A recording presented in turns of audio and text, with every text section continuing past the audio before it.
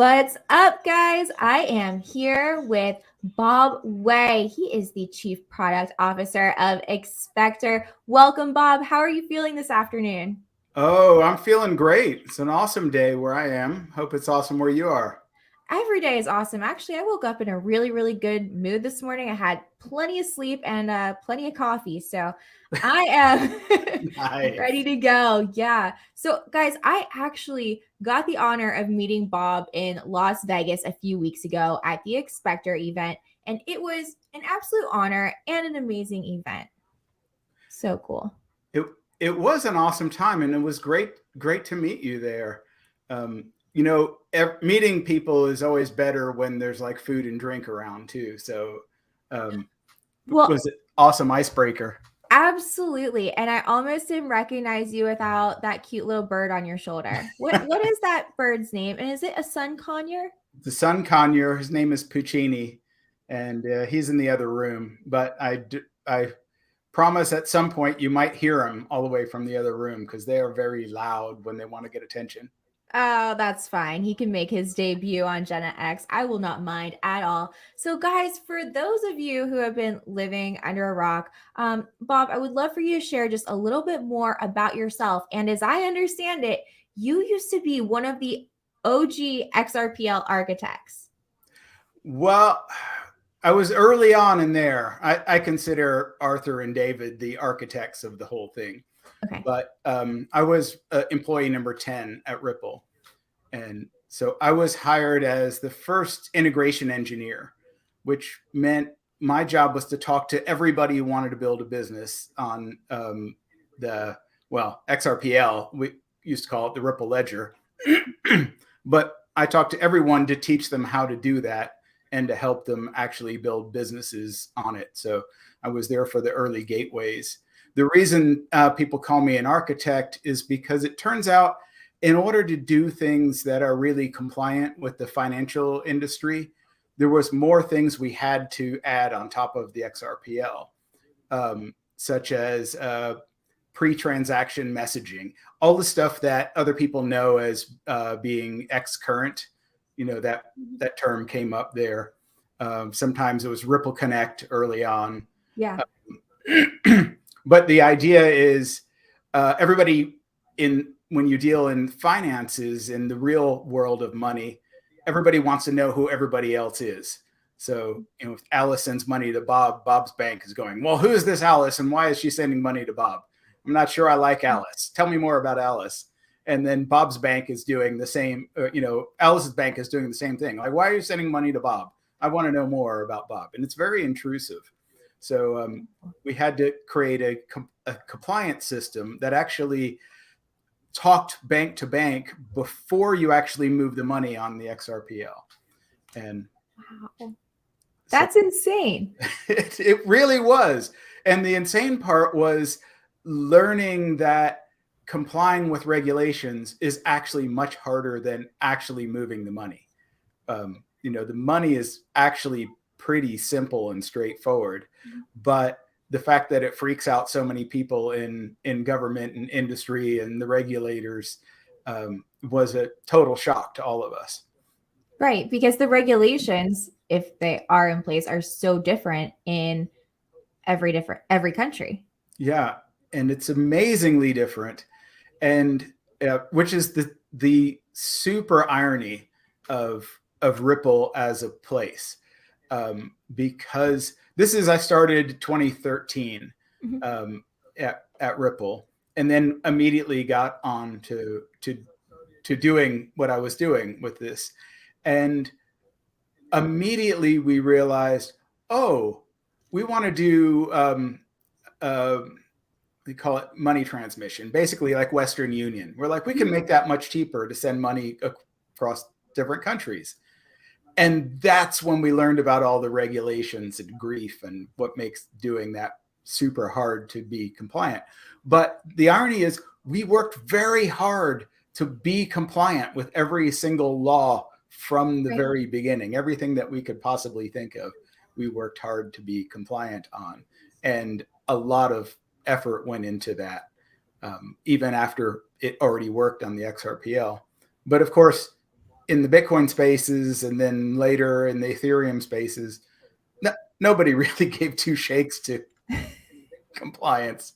But somehow Ripple gets sued. Right. Right. And I know that that's not necessarily what we're here to talk about or anything, but just a little curiosity of your take on that, because I've heard so many different some people think that it's all a show, some people think that Gary's just a puppet, that there is already clarity in place coming. Some people think it's just a holdup because of Fed now. What are your thoughts on the whole Ripple getting sued and everything? I really have no idea. I tend to be a person that says if there's two options, one is a super duper conspiracy and one is people are idiots. It usually comes down to people being idiots because, when you try to put idiots together and create a giant conspiracy, they're really not very good at it. You got to be super smart to create a conspiracy and keep it secret. And so I really think somebody wanted a quick win. They're like, oh, yeah, we'll sue them. They'll settle. I'll move up the ranks here to a cushier, better job. And it didn't go the way they planned. And so now it's, people butting heads. And it's really stupid because when you look back at everything that happened, and I was there on the inside, nothing even close to the gray area was happening. And so, it wasn't like Ripple was pushing XRP. We were literally trying to give it away. Wow. It was amazing. It turns out it's really, really hard to give cryptocurrency away. Really? Yeah, it's almost impossible. Wow. If you'd think everybody like signing up for airdrops and wants crypto and everything. So that surprises me. Well, the reason it's super hard is because people want it so bad.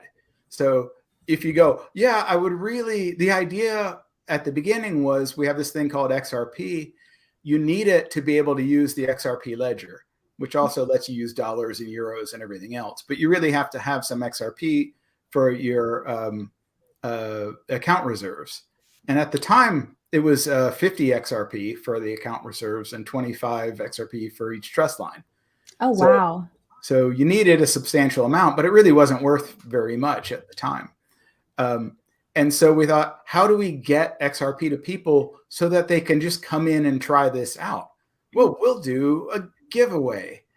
And so it turns out people go, oh, it's a giveaway. So they make 1,000 accounts. And when you trace the money, it all goes, you try to give it away to 1,000 different people. It all ends up in one person's pocket. And then you see that and you go like, okay, we stop this and we try it again in a different way. And then they outsmart you in a different way. Oh, yeah. And turns out people can outsmart you in languages that you don't speak. That was a real mind blower here, because my most famous one was what we did was we tried to say, if you already had an existing account on this service, we will airdrop you some money. Just sign up for this, right? And we'll send it to you. So Alipay, which is not as famous in the US as it should be because it's just huge in China. Okay. And so that and WeChat, I forget exactly which one it was, but they have a social network. We're like, good, if you had an account on here, sign up and we will send you XRP and then you can use our money. How totally easy is that? So what ended up happening is a few really smart Chinese people started sending messages out to everybody on WeChat there. And it said, if you follow these steps, we will send you some yuan on Alipay. And when you walk through the steps, it was everything we told people to do, plus send all the XRP to this one address, because nobody knew why they were doing it. They just wanted a yuan. Oh my gosh. Wow.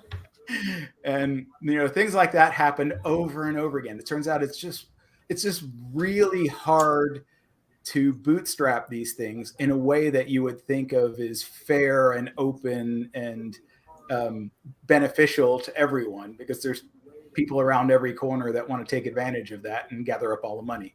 Oh, sure. Yeah, they're trying everything. And like airdrops it's such a pain. I see it all the time with like different projects that try to do it. And I know that they have tools where they can, try to eliminate the airdrop farmers and everything, but it's still a headache. People are still going to get around it and they're going to try to do anything they can for free. It's insane. Yeah. And so that's what we learned 2013. It's funny. We learned so much stuff so early that I feel like 10 years later, people are just catching up to, Right. They're still trying to solve the same problems we were trying to solve in 2013. It's fun, but yeah, why did you have me on here? Oh, hey, Bob. So, yeah, actually, what drew you to XSpectar? Oh, okay. So funny story. Like, I was early Ripple, so I'm an XRPL fanboy, totally. And I've been retired for a little while now, and I was frustrated that nobody's making the XRPL as successful as I want them to be. Okay. And so my son Chris and I were talking about that, and we wanted to both have a father-son sort of bonding thing and teach him a little bit about XRPL and cryptocurrency, and come up with a project that we could promote the XRP ledger, right? So we were sort of working about that and kicking around those ideas, and basically that includes a lot of things that people don't know. A lot of people are XRP fans, but they really don't know anything about trust lines and pathfinding and multi-party payments. Some people know about the DEX, but not how the DEX was intended to be used. So, we're putting together sort of an educational YouTube series about how to create money. Basically, a local exchange trading system is another concept that a lot of people don't know about. Wow. And so we're like, we'll teach people about local exchange trading systems and how those are the root of all cryptocurrency. And then we can teach people about how cryptocurrency is just a slight variant on that. And we can then teach people how banking is just a slight variant on that, and that how you can form your own groups and create your own money, because money is a thing that only has value in and among groups of people. Mm-hmm. If you're by yourself, the money has no value at all. And so when you hear everybody in Web3 and everybody in the NFT space, what's like the number one word everybody repeats? I don't know. Community.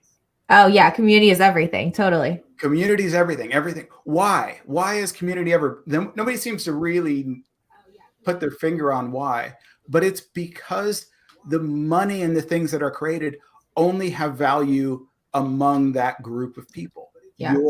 Your community is the people that think your thing is worth something, that it has value.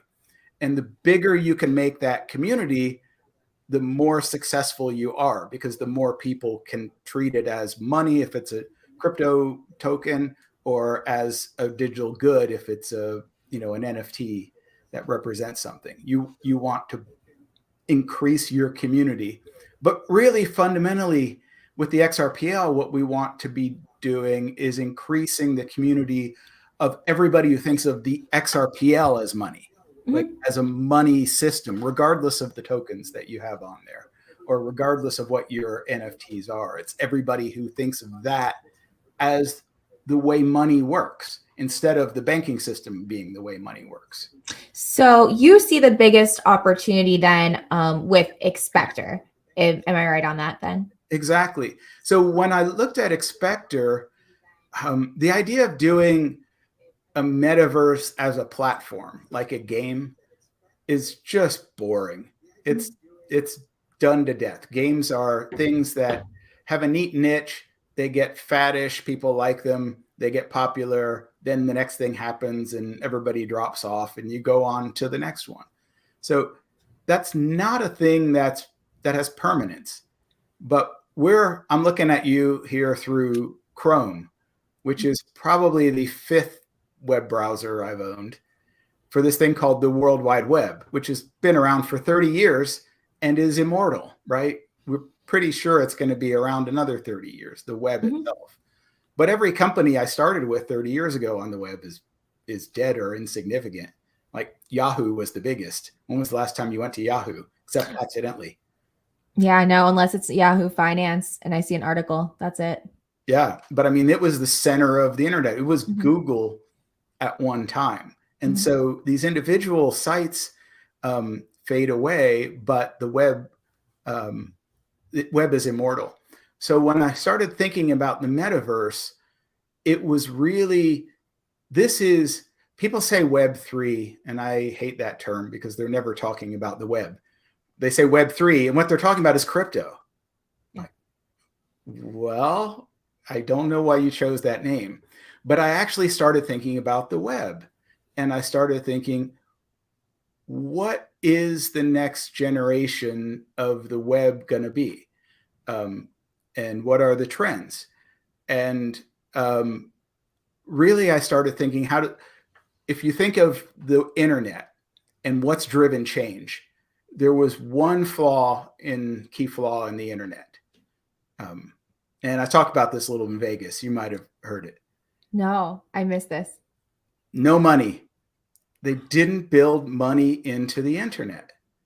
And you're too young to remember the beginning, but like the first thing, if you trace the history of the internet, it was researchers publishing research papers and browsing research papers. Okay. There's no need for money, right? You're just looking at stuff. But immediately when regular people started using it, they're like, I want to do business. How do I get paid? And of course, there's no way to get paid built in. There's an error code called 402, which is payment required, but nobody built a mechanism to pay anybody. So that's really driven change. You had that, you had e-commerce, which really meant everybody runs their own shop on their website and you give your credit card to everybody. But that quickly evolved into platforms where you just give your credit card to Amazon and they buy everything for you, right? That's here. And if you wanted to make money on the web, people used to sell their own advertising, and that was a real pain. But then ad networks came. Google was a primary one, DoubleClick. And you built these platforms. Why did they build the platforms? Because there's no money. There's no way to receive money. That's like a fundamental flaw. So whatever the next version of the internet, it has to have money built in at a base level. So like I could be here talking to you and go, oh, have $10. I really like this interview. You should have this. But it's really hard for people to do that now. I don't know if I can directly send you money, except on XRPL, right? Right. But, if I was to send you money using my Visa card or something, are you a merchant? Have you set all that up? There's a bunch of to jump through. It's a bunch of grief. Like, oh, my head hurts. No. Yeah, it's too much. We want simple. We want simplicity. Yeah. So Bob, can you explain to me your understanding of the metaverse and its potential impact on various industries? Because I think that's where we're going with this. Right. So the metaverse to me is the next generation of the internet, of the World Wide Web. And it's basically money, multi-user, and three-dimensional. Because humans are three-dimensional, right? We make do with these two-dimensional experiences. But really, if we're going to bond in real life, I want to be standing next to you in Vegas, right? You want to be doing karaoke. You want to be in a real place.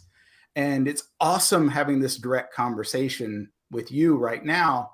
We're also broadcasting out to tens of hundreds of thousands of people. I don't know how many out here that aren't having this direct experience. Right. But they could be in the metaverse. If we were doing this in the metaverse, they could all be standing around and we could all go out afterwards and do something fun together. Right. So to me, that's what the next generation of the web is. It's participatory. everybody will be participating as if they're there in real life. We'll be able to move as a group because it's multi-user, and we will be able to buy things. We might buy tickets to a concert, which means the person performing the concert is getting paid. Yeah, it's not getting screwed over. Exactly, directly from us, right? And the real goal for me at the beginning is to appeal to people exactly like you, right? You are standing in this nice little box here, but you are using these platforms. You're using YouTube and Twitter basically to self-empower you and change your own life, right? YouTube didn't really design itself for that, right? You're kind of twisting YouTube to make your life better, right? Oh, 100%. Yeah, and it would be awesome. You could do this and make a full-time living at it, right? Oh, that would be cool. And but YouTube, when I talk to most people, it's more frustrating that process than it is facilitating that process, right? So my idea for the YouTube, for the metaverse, for the XSpectarverse, is to, from the ground up, facilitate that process.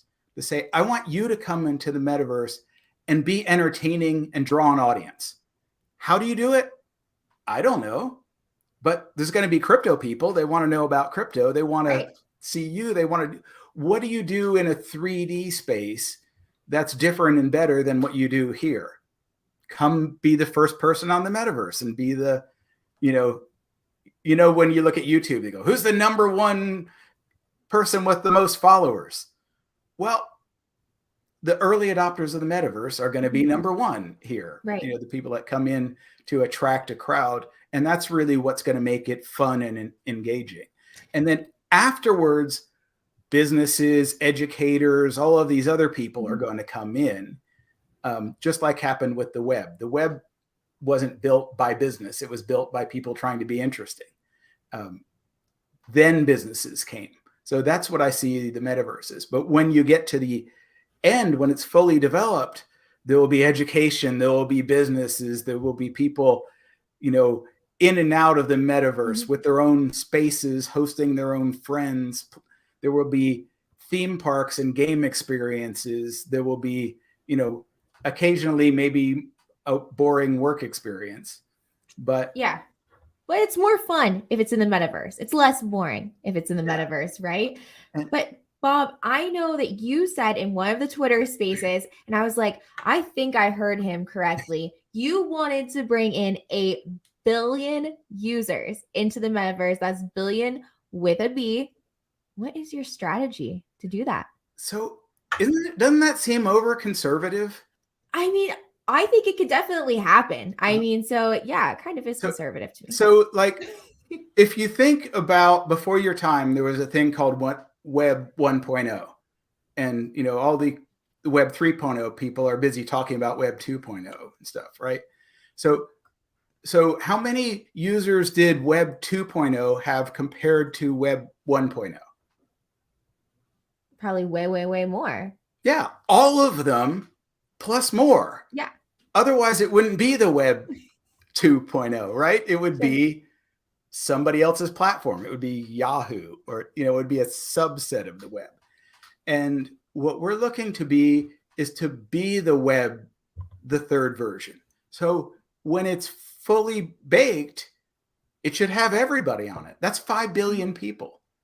And so everybody who has a website should have a 3D website. And we're building the metaverse on this website model where you can host your own space, just like you would host your own website, except it's in 3D. You can have people gathered in your space. You can talk to them directly, and then you can go out into common areas, but you can have your own private spaces or business spaces or spaces designed for a particular task or experience or activity. And you just make them and host them. You don't have to ask my permission. We're giving you open source software, just like Apache was an open source web server software. You could download and you could just start making a website. And Mosaic was open source. Well, it wasn't don't remember if it was open source, but it was a free to download browser that you could use. And then came Netscape and Internet Explorer, all the others. The browsers are always a free to download, so you can browse all of these sites, which in our case are virtual spaces. They're 3D websites, but they're designed for people. They're not designed for content. You don't go there looking, I want the statistics. That's all sort of the second flaw or the second consequence of the web. The web is a single user experience by default because it was for people alone doing research. It's not a place you go. If you look, while we're doing this multiplayer experience here, we're always on somebody else's platform. Yeah. Because platforms had to be built to add this feature to the web. It's not inherent in the web itself. So that's what we're doing with the metaverse, is we're saying, when we re-engineer the web, the free tools that everybody gets to build their own space, it should be multiplayer, it should be 3D, and it should have open money in it. And if we do that, we can do really amazing things. We can allow anybody anywhere to turn it into their career, right? But wait, with the allowing any kind of money, are you guys opening it up so that people can use their Visa, MasterCard, whatever in the metaverse as well to cryptocurrency? Is it going to be more than just XRP and XSpectar? How does that work? So we're working to do that through the broader XRPL community here. The XSpectar verse is going to use its own token as a settlement token. Now, why? It's actually kind of interesting, because I used to work at Ripple in 2013. And money is really, really hard, right? The thing that everybody thinks of as money is super hard. But you know what's easy? In-game currency. What you use in Fortnite or whatever. That's easy. So what we're doing is we're creating the XSpectarverse using in-game currency, in metaverse currency. But it just so happens, by a quirk of accidentally building this on the XRPL, that you can trade those tokens for XRP for fiat. Just pure accident. I have no idea how that happened. But clearly don't sue me over that, because that's accidental. That's the community, right? Absolutely. We had no idea that was coming. We were just trying to build this little self-contained thing. Yeah, no clue. No clue, nothing going on. Because part of empowering people is giving you the ability to experiment, right? And so you're here being Jenna X. So I'm just going to call that a pseudonym, because your birth name probably wasn't X. It was not. Unless Elon's your father. Elon is not my daddy. So you're kind of here in a pseudonym because it's self-empowering. And people are super suspicious and creeped out by people earning money in pseudonyms. Really? Yeah, they're like, oh, I want to know, did they pay their taxes? Why do they do this? Where does this money come from? Who are you, right? And so in the metaverse, I want you to be whoever you want to be. You have an avatar. You can, people will go, oh, you can change genders. Oh, that's a trendy thing now. But you can change nationalities, right? Yeah, you can be whoever you want. It's your advantage. You change geographic regions, because if you're trying to do what you're doing here and make a living doing this, what would be the greatest thing for you? Richer customers, right? The richer your customers are, the less they feel bad paying you for your service, because it's not a strain, right? So if you're in a country where you make $400 a month, you want richer customers. And you don't really want to tell them you make $400 a month, because then people get penny pitching. They're like, oh, if I give you $1, that's big for you. Right. But normally, if you were in the US, I'd give you $10. But, so you want to be able to change those identities so that everybody's on an even ground when they're competing for creating new value and trading that value for money. And then, it does creep people out. They go, okay, well, I got this money. And then when you try to send that to your bank account, that's when you need to be KYC'd. Yeah. And so if we say everybody in the XSpectarverse, you have to be KYC'd, we need to know exactly who you are and what you're doing here, it removes a ton of the empowerment, your ability to experiment and do multiple things at once. And so anyway, that's what we're doing. So when it comes to real dollars, we are allowing people to buy land using their credit cards, using dollars in on here. And we're working to make that happen. But we're also relying on Visa and the Sum app and their on-ramp and future off-ramp to get into XRP to help us out. GateHub, other gateways to do this, the traditional things. To me, they're all part of the ecosystem. They're the part that turns our in-game currency into real world money. Great. And the more we can bring that together into one unified experience, the better for everybody. Very nice. Very nice. So what metrics do you consider crucial for measuring the success and growth of a platform? So, it's going to be, you can add up all the types of users. There's somebody who wants to create a business, somebody who wants to do education, somebody who wants to do something else. The growth of the platform is what I call the consumer level users, the people who work a day job and they come to the metaverse with money to be entertained. By the way, that was my alarm to get ready for your show. So obviously I said that wrong. I'm so glad you're here. So the regular people who come here looking for entertainment and engagement and activities are really how you measure. And they're going to be brought here by people who, be careful with my wording, people like you who are attractors, people who attract an audience, right? You're also I thought you called me a trap door. I was like, wait, what? No. I just say, the people who are attractive, but that never comes out right. Oh, thanks, Bob.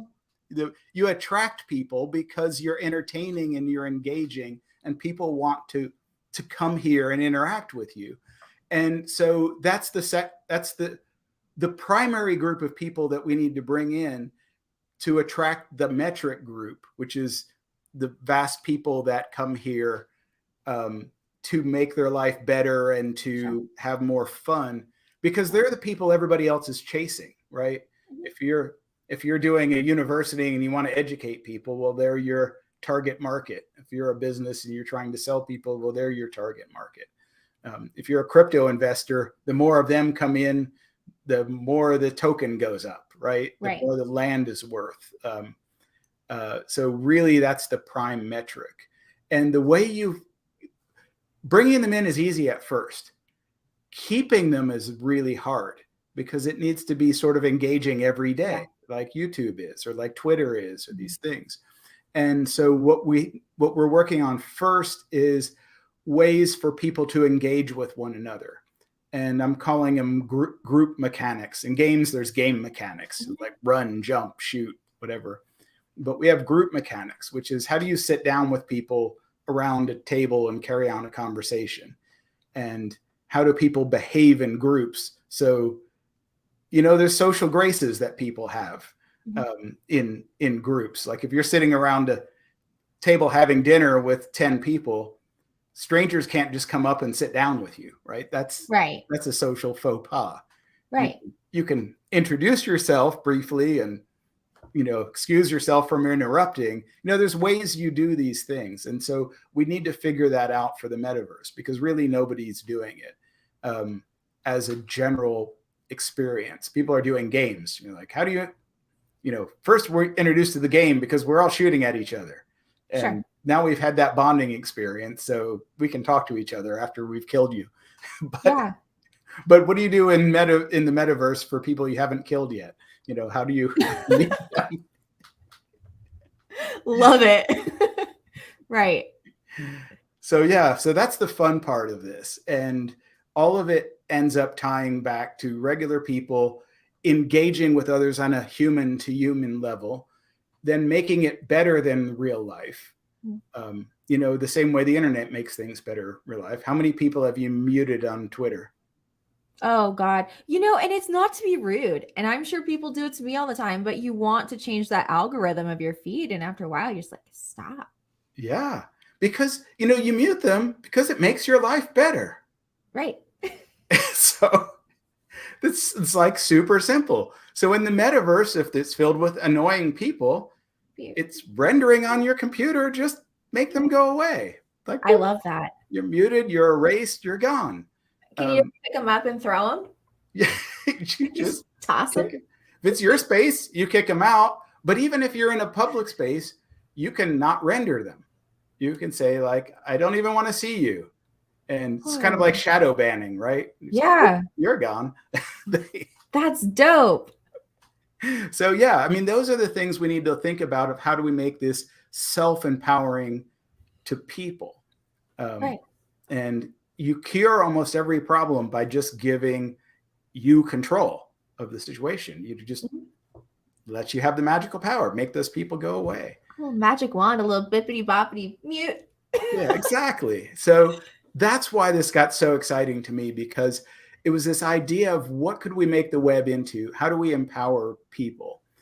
And how do we use that to broaden the community of people who thinks of the XRP ledger as money? Because if you think about those 1 billion people that I want to bring in, those are just the beginning, right? I want to get there. I want all of those people to have an address on the XRP ledger. All of them, right? So they can participate fully and send money. And more than that, they can receive money. So to me, that's what makes this important. It's broadening the group of people who thinks of the XRP ledger as money. We've got your boss in the house. Oh, shouts to DS. Is he here? Yep, he's here. He's here. Hey, Dirk. So you guys do a really good job now, Bob. No Oh, okay. So let's talk XSpectar. What makes it unique and better than any of the other metaverses out there? So really, I think the centering point of the XSpectar verse is that it's about people. It's about empowering people to do things they can't do in the real world. And almost all of the other metaverses, if you look, if I had to ask you what is Facebook, Meta's metaverse going to be about, Microsoft just did their own copy of Facebook in Teams. I don't know if you saw that yesterday. It's comical. It looks just like the Facebook metaverse, complete with people with no legs. Nice. They're like, yeah, you can meet with your colleagues with no legs and as a cartoon character and do real bits. I'm like, that's all the better they could do. They thought they'd copy Facebook. But if I said, what is the Facebook, metaverse going to be about? It's going to be about making Mark Zuckerberg a giant pile of money, right? Oh, yeah, absolutely. And that's why he named it Meta. Yeah. I mean, it's not about you making money. It's not about you coming on to the metaverse and bending the metaverse to your will so all the money flows to you instead of Mark Zuckerberg. It's really about them making money. And really it's about, I said this in Vegas too. This thing Mark Zuckerberg sees that other people don't see is if you're in the metaverse, what are you not doing? What? You're not on Facebook. That's a fact. If you're not on Facebook, he can't sell your attention and engagement. So he needs a place for you to get your attention and engagement and sell that to other people. That's really everybody else's view of the metaverse is I'm going to do what the web currently does. I'm going to try to sell your attention and engagement to other people for money to your disadvantage. And so what we're doing at XSpectar is saying, no, we're not using that business model ever. we're going to frustrate that business model. We're building an open source browser and an open source web server equivalent for 3D spaces. Mm-hmm. And we're going to take away the ability for people to track you. You know, all of that stuff that you run ad blockers and other things for. They go, no, but you can't do that. Beautiful. We're going to turn all that stuff off. If you want to get my attention, send me money. That'll do it. I like that. Right. And if I think you have something of value, I'll send you money. And we'll base the new web economy on the old real world economy, where if you go into a store, you don't take stuff off the shelf and go, oh, never mind, advertisers will pay. I'll just take this now. You know, that's you pay. You engage, and that actually makes everybody equal. In the web, it makes people really unequal because they're essentially manipulating you behind your back to try to get your money. It's two groups. It's the people spending money to try to get your time and attention, and the people receiving the money ganging up, actually conspiring to get you to do something, whether you want to or not. Right. And so those are the things that bug me, and that's what drew me to XSpectar. It's like, I want to fix those problems. Exactly. And so right now, and not necessarily that we're shilling this land sale, but there is the land sale going on right now. And I think that it's really important for people to know, if they purchase their land, this is theirs. They can do what they want on it. They don't have to pay a monthly fee for a lease, like, right? If they were in a shopping center in the metaverse or something, like, they own it. They can do what they want. Exactly. It's going to be, you own it. You can actually issue it as an NFT on the ledger. You can sell it to somebody else later, but there is no monthly fee. It's just like purchasing an NFT here. That will allow you to build on your land in we're calling that the XSpectar homeworld here. And the homeworld is the area where everybody's going to go to first. The sneaky thing, don't tell anybody, like mute this so no one hears. When you open up your browser and you come to the metaverse, right? The XSpectarverse, you're going to come to our home world first. So anybody who downloads the browser is just going to come to our space first. Okay. From there, you can go off to anywhere, just like you can on the web, right? You can link to here. But the initial places that people are going to discover is called the XSpectar homeworld, and that's where the limited amount of land is. So if you build a large building because you want to be seen as important and attract people, and they go, oh, I got to go see what that is right away, you build it in our world, and then they come inside where you can have your own experience there. And in your experience, you might link out to even bigger hosted experiences that you have elsewhere in what we're calling the extended XSpectar universe. So would the extended XSpectar universe be like, that's your own personal version? Because I remember, and I don't know if I understood correctly, being in a Twitter space and someone saying, because of the aesthetics and they want to make sure that that's maintained, you can't just put a wall up in the middle of nowhere between like different things and to the edges and do whatever, that there's basically this professional version and then there's this private version, right? Because it doesn't, the best way to do it is by analogies, but unfortunately they're like really old man analogies. So you tell me if they translate. All right. Okay. So at one level, we are building the next generation of the web, which is built, owned, and operated by everybody individually, just like websites are, right? There's nobody you go to and you say, I want to make my own website. You just make it and you give it an address and you go to. But there are also places like Google, where you go to find the new stuff that you want to go to, or YouTube, you find whatever is the latest trending things. So our area is kind of like the early Yahoo, where it was a curated index to the rest of the internet and to everything that's new and exciting happening right now. You want that to be where everybody rushes into the metaverse to find all the new and exciting stuff. And it is going to have a consistent vibe, like a real world vibe to it. But say you want to build a space theme adventure.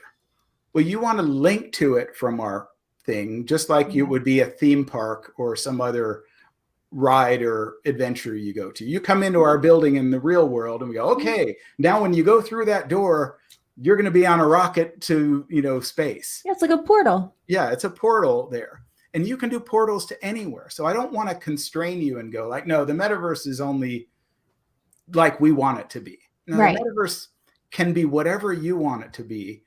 People just find it with the XSpectar homeworld. And so the land sale is for this limited land that people buy so that they can build things that other people want to discover. So if you own the land, and again, I don't want to shill it because it's not my job to shill even my own land. You own it, you could build a building on it, and you could lease the building to somebody else if you want to turn that into a business, right?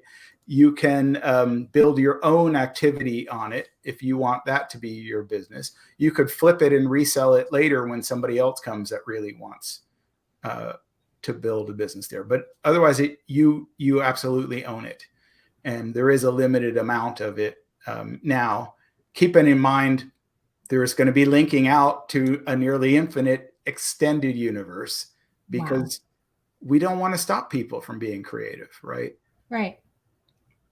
That's insane. And I know that you guys, I saw a post that you have a grant going on right now to incentivize builders. Is that correct? Yeah, it's a contest. It's with a company called VR Division, who actually built the XSpectar art gallery / community hall building. And they teach people how to make, how to do 3D design and actually build things in 3D worlds, either for movies or for games or other 3D environments. So we're partnered with them, and we're sponsoring a contest where if you get in and you build some buildings and do some really interesting designs, you can win real live money from us. And I actually forget the amounts now. I guess I should have actually written down what the actual amounts were, but I think it's $25,000 worth of XSpectar tokens, or something that's actually convertible into real money. Dirk's here. Post, Dirk. What do we win? Yeah, let us know. Yeah, I forget what the promotion is, and that's my bad. And there's 2 rounds. There's a round that's ongoing now, and then there's going to be a second round that we start towards the end of the summer, and that'll be focused more on creating buildings that we are going to deliberately place in our metaverse home world. Okay. I do have a couple questions from some of our viewers and XSpectar community members. I was on the wrong tab. I didn't actually see them. Yeah, so there's a comments tab here, and Jacob asks, I'm curious, if you will not sell our information, how will XSpectar make money down the road? I guess it will cost a fortune to run this 3D world. That's a great question. So it will cost a fortune, but not as much as you think, because a lot of the experience is going to be self-hosted by other people.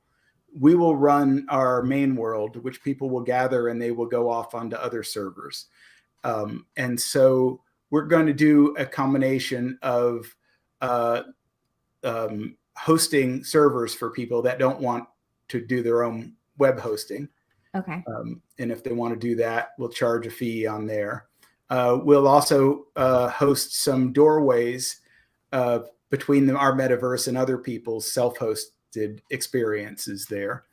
We'll also be selling 3D goods. A lot of what is interesting to people, like in Fortnite, is new skins and emotes and gear and that thing. So we will be a first-party vendor of digital goods, which are NFTs. Like, there are the virtual world embodiment of an NFT. But it has real utility inside the metaverse. So we will be making and selling those things to anybody who wants it. Okay. Entirely optional. And then everybody else is able to create their own 3D goods and sell them to other people. You can turn that into a business. You could do a service business like you're doing here where you're entertaining, or you could make physical goods for people and gear. And there will be a primary market and a secondary market. And we will, like a lot of the NFT marketplaces are doing now, Neil has been working on our own marketplace to help people mint these goods, and we take a small fee of that. Standard NFT things. But in no case are we going to be tracking you and selling your behavioral information. And we're going to give you every opportunity to prevent people from doing that. So that was a really good question. And Dirk said it is a $25,000 USD worth of a prize pool for that building. Pretty awesome, huh? Yeah. Oh my gosh. Absolutely. That's so awesome. Can these digital goods be moved to other metaverses? So this is a super interesting question. The question of what's a metaverse, right? And so in the traditional Neil Stephenson view of the metaverse, there's one metaverse. Everything's just interconnected. That's the neuromancer view also. But right now, people are building metaverses, aren't actually building metaverses to be connected to other metaverses. So it's like, can you fire a missile in Call of Duty and hit somebody in Fortnite? Well, no, of course you can't. Right? It doesn't work that way because nobody designed it to work that way. But on the platform that we're building, which is the XSpectar browser that can surf anywhere, and the XSpectar server instances like the web, yes, you can take anything across all of those virtual experiences. So anybody that builds on using our open source software and creates and hosts their own 3D equivalent of a website, yeah, you will be able to take all of your stuff to their world and use it there. But if you build on some other closed source platform that's really not meant to be connected to, no, there's no magic to take stuff there. Maybe there is in the future, but there's no magic right now. No magic right now. Okay. Yeah. So our goal is to say, like, we're not trying to build the closed system. We're trying to build the open web. And if we start this and we call this the one super connected metaverse, then everything will travel from one place to another. How long do you think it will be until the public can use this metaverse? And do you need any kind of like a special computer or anything like that to access it? So we're starting with a sort of flat screen experience like you would see in a 3D game. Okay. Right? With no headsets, no special gloves or anything. Okay. Because that just makes it more accessible to everybody. And we're trying to get it to run on at least a reasonably recent computer to give the biggest audience possible. But if somebody's doing what you're doing, you're kind of performing, you're doing something, you might want additional gear because you might want to flail your arms like I'm doing, or you I want to move around. You might want to dance. You might want to do something. So I think people there exactly will be putting together more powerful rigs because they want to do something that's more engaging. And so, but we don't think you should have to buy a helmet, a special head-mounted display to begin to experience that. We think that's just a bad idea. But we will extend into that here. I feel like I missed part of the question. No, I just asked about how long do you think it will be until the public can use it? I think it's going to be about 3 months before we start inviting our XSpectar agents in, the people who bought an NFT and they want early access in there. And before that, we're going to be maybe having some select few people as we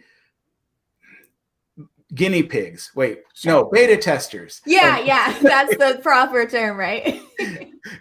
We need to get some people in who are friendly that will help us learn to make it more engaging. Because, it's easy to come in. That was one of the problems I saw in a lot of metaverses. Like, you can go there and you can walk around, but that's it. So people walk around, they go, okay, I've seen it. I'll come back in 6 months. And we need to make it more engaging than that. So the early people will invite in. It's really practicing. They literally are guinea pigs. We're like, let's try to have fun. And when we fail, we'll go back and fix it. And then we'll try again next week. Got it. And then once we figure out we can have fun, then we'll start inviting in our early adopters. And then we're working towards what we call the development kit, which is the piece of software that anybody can download and they can start building their buildings and testing them out. And then we can move them into our home world if you're a landowner, or we can link to them if you want a self-hosted experience. Very good. So Bob, I've had you for almost an hour. I have one last question for you. What is your vision? I know you've talked about this kind of throughout, but if you could just leave us with your vision of the future of the XSpectarverse and how you think it will evolve over the next few years. So I really think it's going to change as people start moving from like Twitter and these app platforms and thinking that's the web, to saying, instead of like looking at this from a detached point of view, I want to go see my friends. I want to go into the game world and I want to hang out. That's going to fundamentally change how people deal with the rest of their free time on the web. If you're hanging out with your friends, are you really tweeting like off to the side? You're like, no, your friends are more engaging than that. You tweet because your friends aren't around. Most people, I don't know, famous people like you tweet all the time, but that's because I have no friends, Bob. Well, see, the metaverse is for having more friends. But I think as that starts to become engaging, everybody else will start to see it and shift, and they'll start to think, oh my God, we could do this. I could educate you better because you're really engaged and we have a 3D world. Or, I could show you products better if I'm trying to sell you real world shoes. I'm like, pick it up, turn around, look on it, render it on your foot. There's all sorts of interesting things that we can do. But I really think it will be, people forget, I'll leave you with this one weird Bobism. Like, people see the future by really just looking at the recent past and then extrapolating what's going to come on there. And it's really not seeing the future, because you're just seeing what's today and you're seeing what everybody thinks of here. But if you look at what happened, how did we get to Web 1.0 and what happened? How did that get to be 5 billion people? It's a totally different process than what everybody thinks. There were some really geeky people that were making their own websites in 1995 and 1996, and nobody knew how to do it, but some people were compelled to do it. They're like, I want to publish myself. They say this is how I do it, so I have to learn what these little angle brackets are and HTML and whatever this means. And they did it. Everybody that's playing games right now, how many people that are gamers aspire to create new 3D games, or aspire to make Marvel movies, or aspire to, do these 3D artworks or sculpting or modeling? They're just compelled to do that, as compelled as you are to do this YouTube channel. Those people are going to come to the metaverse and they're going to build great things. And everybody else is going to go, oh, wow. Now I see. The future is what those people thought of, not what I think of now by just looking at what happened last week. It's what those people think it is. And my job is to find them. So to me, that's the way it's going to develop. And when we look back, we're going to go, oh, that's how the Web 1 was created. That's how Facebook was created. Facebook wasn't created by a giant company. It was by a bored college guy trying to make people have some fun, right? In small groups. And then it grew from there. And that's what we're doing. We're going to make people have fun in small groups, and then it's going to explode from there. There you go, guys. If you are a visionary, find Bob, and I actually have his Twitter for you. It is at Bob_Way. Bob, thank you so much for sharing your time today and all of your insight. It was absolutely awesome to be able to chat with you. I appreciate it. Well, this was terrific. And thanks to everybody who posted in the comments. I'm sorry I didn't get to read them all as they were going. But yeah, thank you for having me. And it was super lovely meeting you in Vegas. And hopefully we'll meet up again sometime soon. Yes, absolutely. It was so much fun. Thank you guys so much for tuning in. Don't forget, there's always an XSpectar show every single Monday. So if you have questions that didn't get answered, tune into that and they will bring you up on stage. XRPP does an amazing job with those spaces. All right, guys, thank you so much. Peace out.